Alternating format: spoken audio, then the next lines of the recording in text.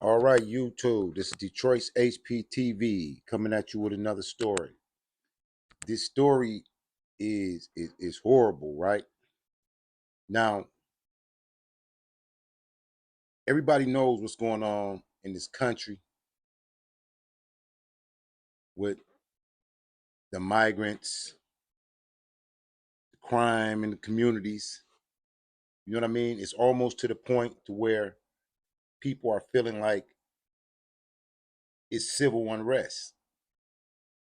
And a lot of people are allowing their emotions to cloud their judgment and their reasoning. You know what I mean? If you disagree with people now, it's to the point to where you immediately become their enemies. And it's like a collective insanity in some spots and or in some areas and in some cases. We're going to talk about this story that just happened in Pennsylvania the other day. And it's tragic and it's horrific. But you got to ask yourself, is this a sign of the times to where you can see someone unalive their own father and then take off his head because they disagree with his political views? You know, it's almost like a Manchurian candidate or some type of uh, craziness that we've never seen before.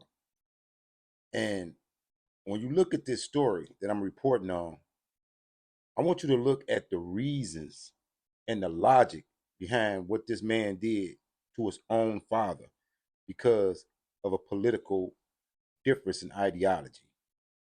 So this is for fair use under the 1976 Copyright Act for commentary and educational purposes. Listen to this story.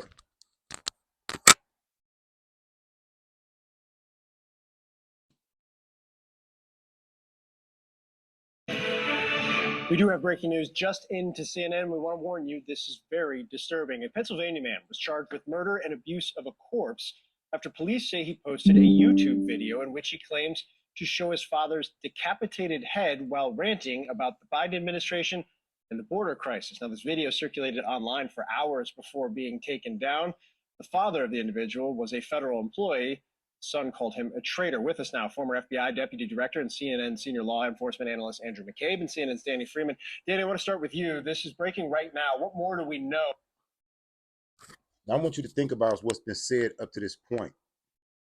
This is his father, a federal employee, and the son is so radicalized in his ideology that he calls his own father a traitor because he supports a different party than him. What's going on? I mean, can we look at this story and just brush it off as if it's nothing? Or is this a sign of more things to come as it relates to these politics and agendas? You know what I mean? Or will we write it off as just a simple case of insanity? You decide. Finish listening to the story. Oh, about what actually happened here. Yeah, Phil, and just to state the obvious, obviously, as you said, this is an incredibly disturbing story. I watched part of this video last night, and it's one of those things that it's an image you just can't get out of your head. Yesterday, this is when this all started. This video was posted on YouTube. The suspect here is Justin Moan. He's 32 years old. He's from Middletown Township in Pennsylvania. That's in Bucks County. And as you said, this video contains a number of rantings basically about the Biden administration, about the border, at one point even declaring himself the acting president under martial law. But then there's this horrific moment when he appears to show the head of his deceased father on camera, saying that his father was a traitor to the country because he was a federal employee. Now, that video, like you said, Phil, stayed up for a long time. Eventually, later into the evening, YouTube was able to take it down. Even X seemed to be taking down videos that people were just reposting and reposting.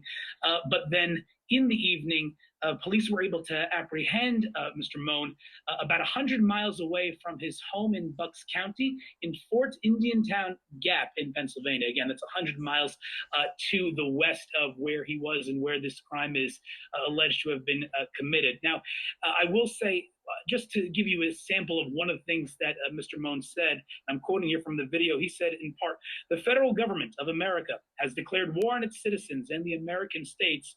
America is rotting from the inside out as far left woke mobs rampage our once prosperous city."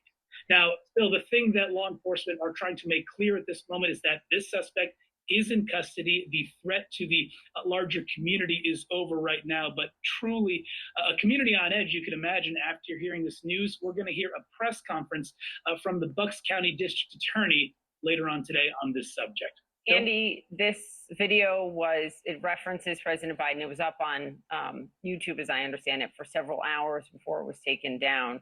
Talk about the bigger picture here, if you could. Sure. Yeah. So the bigger picture is extremely concerning, I think, as do most security officials, as we go into what will be an incredibly heated political season. You know, obviously this guy, we don't know. We're waiting on additional facts from the investigation to understand his specific motives. You can make some assumptions based on his claims in the video that he's been motivated by politics. But, you know, I think that the bigger picture here is that this is another example of the fact that the kind of overheated, deeply politicized, extreme rhetoric that you hear sometimes in this country from politically elected officials and leaders actually has an impact on these marginalized people with extremist views who might be, because of their mental illness or their disturbance or their unbelievably strong beliefs in some of these things, driven to embark in acts of violence. You know, some of the things that he has said on the video, allegedly referring to woke mobs and things like that, that's not dissimilar from rhetoric that you hear from some politicians that we've heard recently in the primary season from some folks specifically. So this kind of language has an effect on the extremist, on the most extreme, most vulnerable, most potentially dangerous part of our population. And I think it's something that most security officials are really concerned about. You know, Poppy, like the odds are, if we experience political violence in this year around the presidential election, it's not going to look like January 6th. It's not going to look like a massive mob of people that's organized and compelled to come together at our nation's capital or any state capital. It's going to look like individuals who decide that based on their extreme beliefs, they have to act out on their own. And that seems to be what we have here. It's an incredibly disturbing story. Andrew McCabe, Danny Freeman, I know you'll keep reporting on this. Please keep us posted.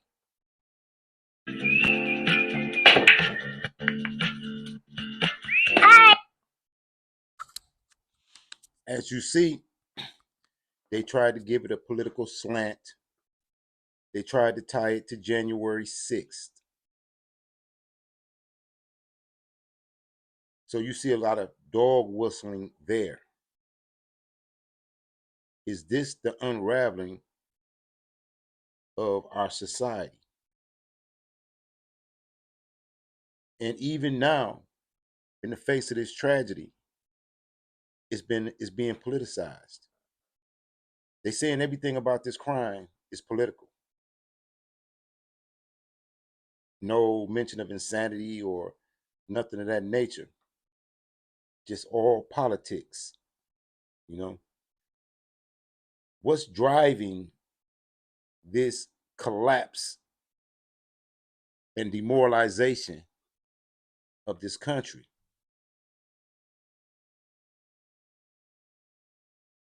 And then as he dog whistles on CNN, he says he expects to see more.